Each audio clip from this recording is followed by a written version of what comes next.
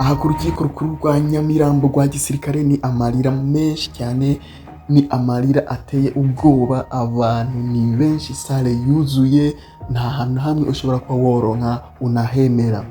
Imiryango y'abafitemo abafunzwe ni myinshi cyane kuko abafunzwe bongerekanye babaye 28, twe twari tuzi ko ari 23, ariko ikintu gitangaje kandi kinababaje nuko hajemo inzego za gisirikare zikomakomeye, urwego rwa RSS n'urwego rucunga amagereza, harimo umu officier waho ndetse ni babiri nabo nyine ari muri no dossier. Ikigo cya RSS cyavuze ngo hari itangazo cyahise gisora, cyavuze ngo umuvugizi wa RSS Hilary Sengabo ari mu bashinjwa n'ikigo cya gisirikare RDF mu bikorwa bijyanye no gukoresha inyandiko mpimbano no gukoresha umutungo wa leta ibyo utagenewe. Urukiko rwa gisirikare rwatangiye kuburanisha kuri uno wa 13 abantu 22 n'abandi 3 bari mu rwego rwa gisirikare. Aba ofisiye mu ngabo z'u Rwanda z'igihugu zishinzwe igororero RSS n'abasivile. Abo bombi bakurikiranyweho ibyaha bijyanye n'uburyo haguzwe amatike y'indege kuri konti ya Minisiteri y'Ingabo binyuranije n'amategeko. Ibi byaha bifitanye isano n'urugendo APR FC yagiriye muri Misiri muri Nzeri 2024. Ibintu rero bikomeje gutangaza benshi n'ukuntu abanyamakuru, abasirikare ndetse n'abajejwe ikigo cya RSS bose baba bakoraniye muri dossier imwe, harimo abamotari, harimo abacuruza muri shike, harimo n'abakomisiyoneri b'amazu ndetse n'amamodoka. N'abantu benshi cyane rero, haruzuye, isare yose yuzuye. Kare byari byagoranye, hari habanje kubaho ikibazo cy'uko abanyamakuru batabasha kwinjira ngo baronke amakuru, ariko ubu ikintu cyabaye, habayeho impinduka zikomeye kuko imiryango y'abafitemo abafunzwe ni myinshi cyane, isare yuzuye, intuguta ni yose, ubu abantu babashije kubareka. Nanjye rero kugira ndababwire ukuntu bihagaze ku rukiko, ndinze gusohoka hanze, nabwo nari kubasha kuronka umwanya wo kubabwira kuko ugwama ni rwishi, abantu ni benshi cyane, nta nubwo ushobora kuronka akanya na gatoya ko kuba woronka icyo uvuga. Ubu rero ikintu nzanye, amakuru nzanye ni amakuru ameze gute? Nzanye amakuru avuga ukuntu abantu bose, nzanye liste y'abantu bose bashinjwa ibi byaha, amazina yabo uko ari 23. Ndavuga aba officier 3 n'abasivile bagera kuri 20. Ariko ikintu nzanye ni inkuru ibabaje y'ukuntu abo bose bagenda bashinja Penina. Uwo Penina nawe rero ariko araburana yizanisha ngo aratwite, ko gutwita ni byiza, ariko wumve ko icyaha ni gatozi. Nta muntu numwe ufite guhanirwa uwundi, nareke nabo baburane, nawe aburane, ariko uw'icyaha kizahama nawe ategerezwa kubiryozwa. Ikintu rero kimbabaje n'umusore ngaha yakora muri Rwandair, ari nawe yakata amatike, bikagaragaza yuko amatike yamaze gusohoka, ariko Penina amafaranga yamara kwishurwa akagaragaza ko amatike yasohotse, ariko amafaranga Penina agakubira kuri konte ye. Inkuru yo musore tubaza kuyigarukaho nyuma, ni inkuru ibabaje cyane, ni story iteye agahinda, uyumvishe nawe ugira amarangamutima uraza kurira. Ubwo rero urumva yuko abo bamaze kugenda, icyo gihe muravyibuka, abafana benshi baravuze ngo abashaka kugenda ngo nimugende, muravyibuka, ariko urumva ko ikibazo kigarutse inyuma. Ubwo rero itangazo RSS yakomeje itangaza ivuga ko abo bose bafashwe muri ubwo buryo kuri iyo match ya APR FC yari igiye gukina na Pyramide mu irushanwa rya CAF Champions League.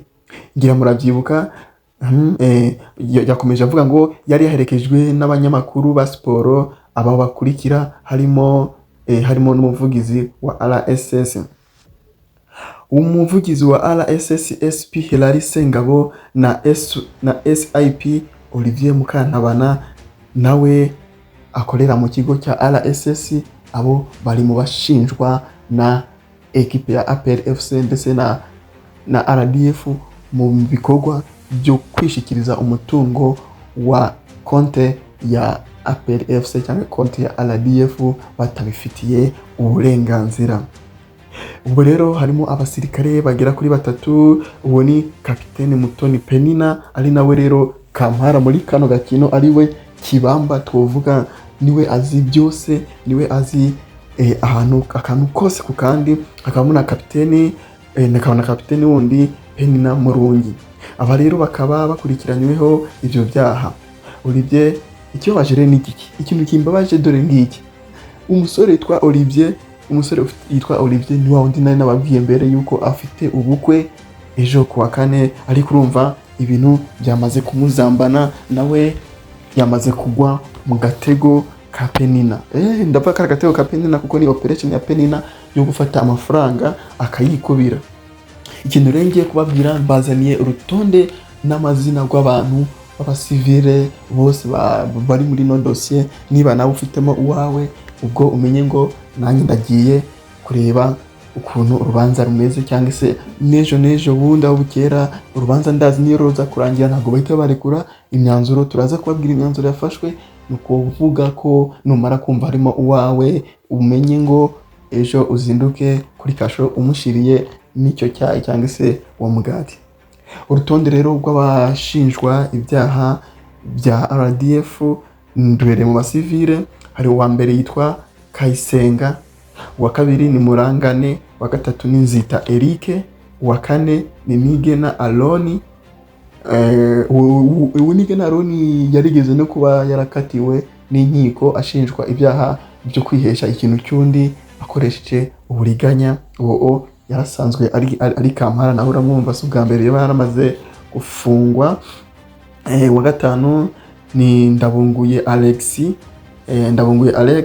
uwa gatandatu ni Gatete Thompson, uwa karindwi ni Mugisha Frank Jangwani, muramuzi yarasanzwe yari umuvugizi w'abafana wa APR. Undi ni Iradukunda Eric na Biganiro Mucyo Anta muramuzi, numwe bakura muri Uganda Interpol ikamuzana ikamushikiriza ku mupaka, ubwo bagahita nawe bamutambikana. Ni Anta yahoze ari n'umunyamakuru kuri Radio 10 ajya kubivamo. Wa gatandatu ni wa kenda ni Ndayishimiye Rugajo Rigani, wa muramuzi Rigani. Undi ni Nemeye Olivier, ni wa wundi ufite ubukwe rero, wa musore wacu ufite ubukwe, ari unababaje abantu benshi kubw'ukuntu yishyuye amafaranga ye, ariko n'umunsi n'ubukwe bwe bukaba ejo buzarangira bukuweho cyangwa se bwunguruje ku kindi gihe cy'imyaka umuntu atazi. Undi ni Nduwayezu Emmanuel, harimo Innocent, harimo Cyaruhinda, uwo n'umuyobozi wa Rwanda Cyaruhinda n'umukozi wa Rwandeya. Cyaruhinda n'umukozi yarasanzwe akora muri Rwandeya. Rumva ni ikibazo, ni umwe nababwira rero ko yakata amatike none amafaranga amara kwishurwa Penina akamenya wagwani. Undi ni Gashugi Alice, harimo na Gloria Ishimwe Rikari, uwo Ishimwe Rikari muramuzi ni umunyamakuru wa SKFM.